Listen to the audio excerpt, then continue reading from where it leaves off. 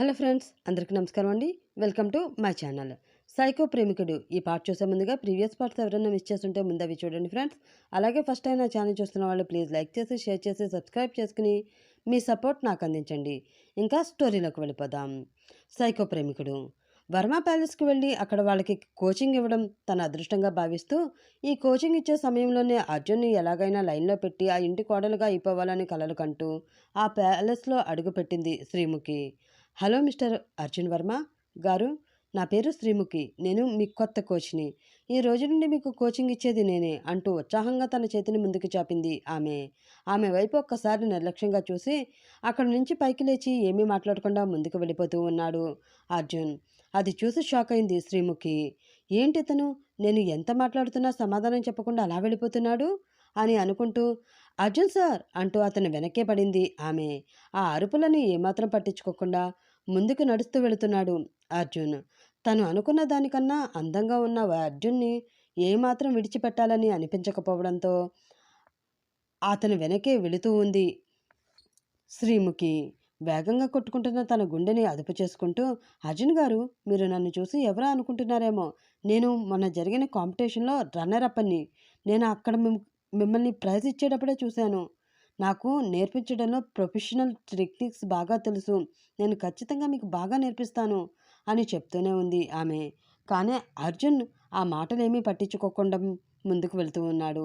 అతని ప్రవర్తన చూసి విసుగు వచ్చినా సరే, అనుకున్నది సాధించాలంటే ఇలాంటి చిన్న చిన్న అవమానాలు తప్పవా అనుకుని, అర్జున్ గారు, ఐ థింక్ మీకు నా గురించి వినూత్న ఏమైనా తప్పుగా చెప్పి ఉండవచ్చు. యాక్చువల్లీ చెప్పాలంటే తనకన్నా నేనే బెటర్. ఆ రోజు ఏదో నా కాలుకి చిన్న దెబ్బ తగలడం వల్ల తను విన్ అయ్యింది. లేకపోతే ఎప్పటికీ తను నన్ను ఓడించగలిగేదే కాదు. మా క్లబ్లో టెక్నిక్లో అయితే ఏంటి, వేగంలో అయితే ఏంటి, నన్ను మించిన వాళ్ళు ఎవ్వరూ లేరు. నేనే ది బెస్ట్ అంటూ తన గురించి గొప్పలు చెప్పుకోసాగింది శ్రీముఖి. ఆ మాటతో ఆగి ఆమె వైపు ఎగాదిగా చూశాడు అర్జున్. ఎటువంటి ఫీలింగు లేని ఆ చూపులోని అర్థాలేమిటో శ్రీముఖి తెలియడం లేదు. కానీ అప్పటి వరకు తన మాట వినడం కూడా ఇష్టం లేనట్లు ముందుకు వెళ్ళిపోతూ ఉన్న అతను సడన్గా ఆగి తన వైపు తిరిగి చూడడంతో తన మాటలకి అతను ప్రభావితుడవుతున్నాడు అని ఆనందపడిపోతూ, అసలు వినూత్నకి చాలామంది స్టూడెంట్స్ ఉన్నారండి. అది కూడా చాలా డబ్బున్న స్టూడెంట్స్. వాళ్ళందరికీ నేర్పించి మీ దగ్గరికి వచ్చేసరికి చాలా ఆలస్యం అయిపోతుంది. పైగా ఒక్కొక్కరికి ఎక్కువ టైం తీసుకుంటూ ఉంటుంది. అప్పటికే చాలామందికి క్లాసులు చెప్పి ఉంటుందేమో, అలసిపోయి మిమ్మల్ని సరిగ్గా పట్టించుకోదని మా కోచ్కి అర్థమైపోయింది. అందుకే ఆమెకి బదులు నన్ను ఇక్కడికి ఆయన పంపించారు. మీరు నన్ను నమ్మండి, నేను వినూత్న కన్నా చాలా అంటే చాలా బాగా మీకు కోచింగ్ ఇస్తాను. ఎందుకంటే నాకున్న ఒకే ఒక్క స్టూడెంట్ మీరు. ఆమె వినూత్న గురించి అలా మాట్లాడడం అర్జున్ అస్సలు భరించలేకపోతున్నాడు. చంపేసేలా ఆమె వైపు చూస్తూ, మర్యాదగా ఇక్కడి నుంచి వెళ్ళిపో. ప్రతి పదాన్ని పట్టి పట్టి పలికాడు అతను. అతని కళ్ళలో కనిపిస్తున్న కోపం చూస్తున్న శ్రీముఖికి ఒళ్ళంతా చెమటలు పట్టేశాయి. భయంతో 2 అడుగులు వెనక్కి వేసింది ఆమె. అప్పుడే అటుగా వెళుతున్న హర్ష అర్జున్ కోపాన్ని చూసి, వామ్మో సారేంటి ఇంత కోపంగా ఉన్నారు, ఇప్పుడు ఆయన కోపానికి ఈ పిల్ల మాడిపోకముందే ఈ పిల్లని కాపాడాలి అని మనసులో అనుకుని వెంటనే అక్కడికి వచ్చి, సార్, సారీ సార్, తనతో నేను మాట్లాడి పంపించేస్తాను అని అర్జున్కి చెప్పి శ్రీముఖి చేయి పట్టుకుని పక్కకి లాక్కుని వెళుతున్నాడు అతను. తనకి రావాలి అని అనిపించకపోతే మానేయాలి, అంతేకాని ఇలాంటి పనికి వల్ల వాళ్ళందరినీ నా దగ్గరికి పంపిస్తుందా, ఎంత ధైర్యం తనకి అని కోపంగా అనుకుంటూ అక్కడి నుంచి వెళ్ళిపోయాడు అర్జున్.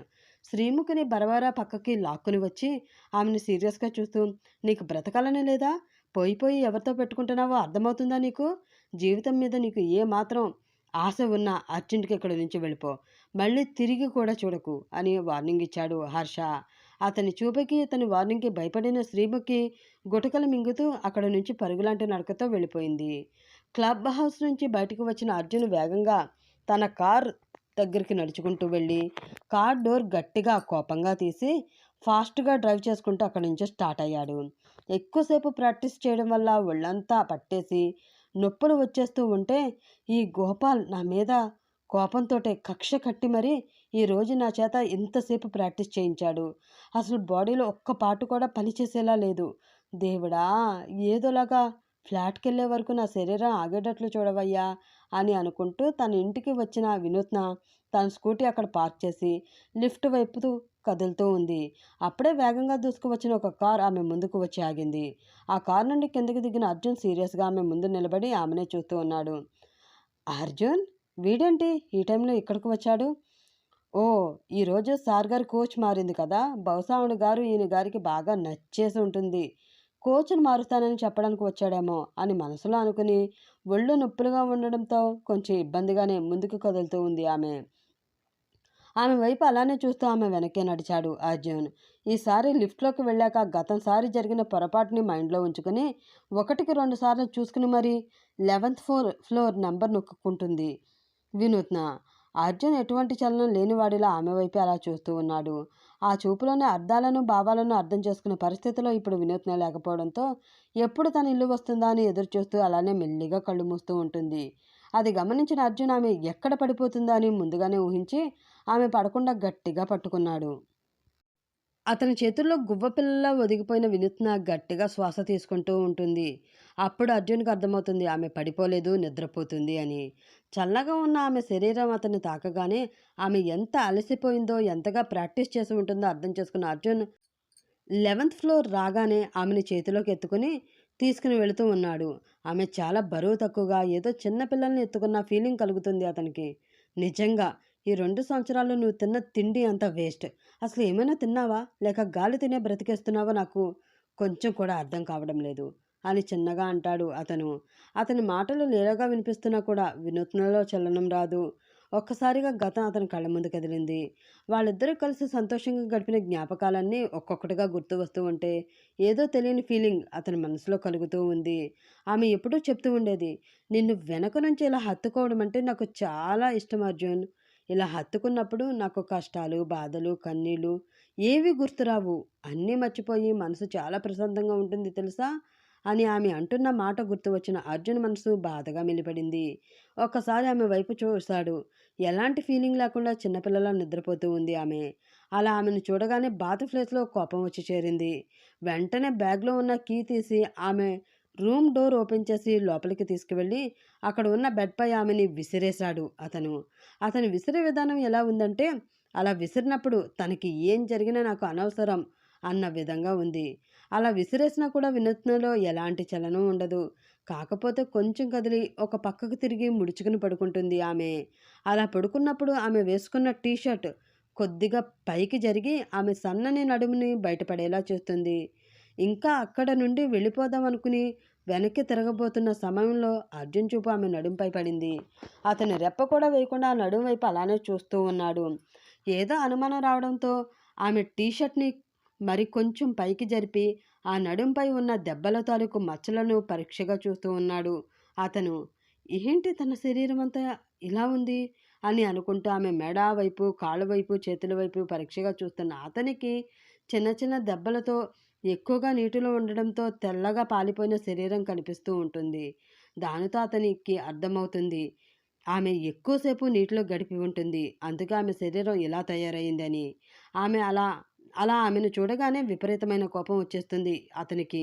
వెంటనే పక్కనే ఉన్న బ్లాంకెట్ తీసి ఆమె గుండెల వరకు కప్పి చిన్నగా ఆమె నుదుటి మీద ముద్దు పెట్టుకుని అక్కడి నుంచి వెళ్ళిపోతాడు అర్జున్.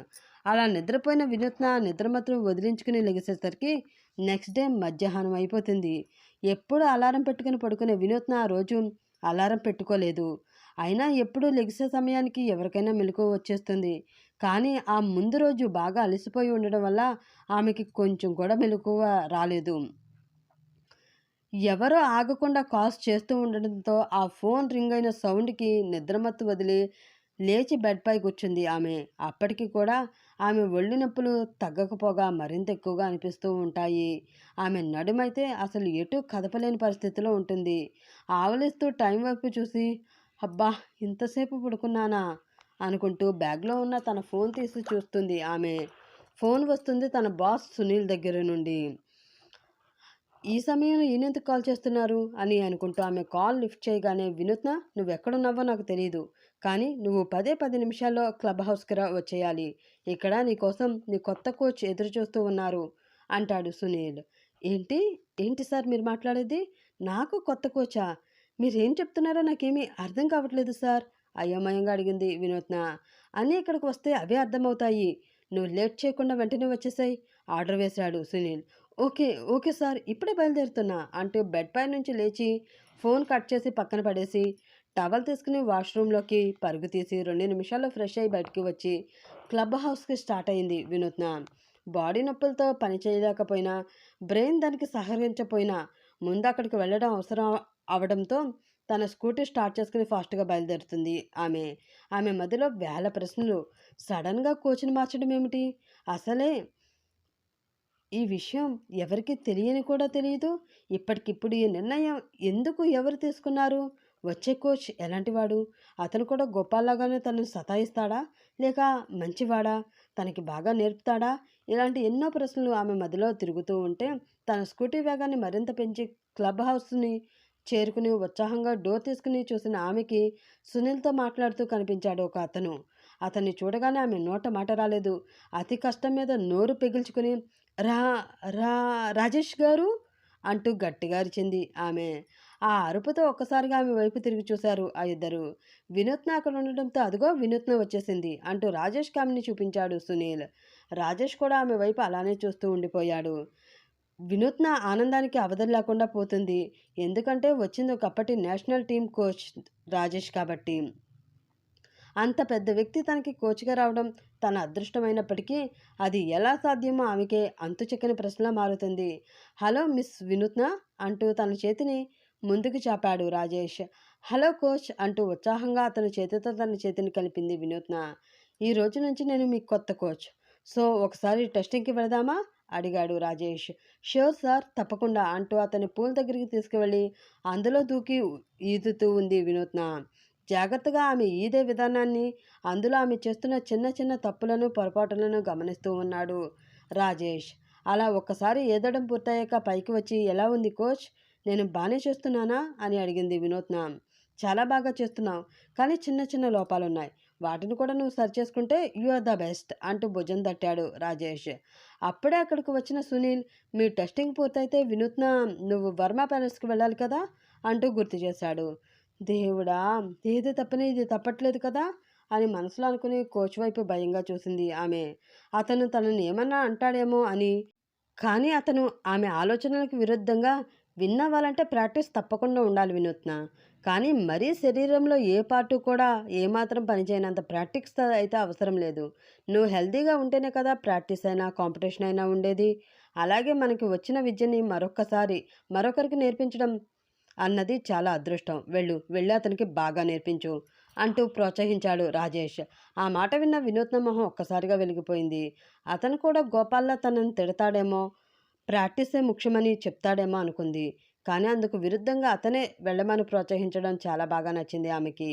ఓకే సార్ బాయ్, రేపొద్దున్నే ప్రాక్టీస్‌కి వచ్చేస్తాను అని చెప్పి అక్కడి నుంచి స్టార్ట్ అయింది ఆమె.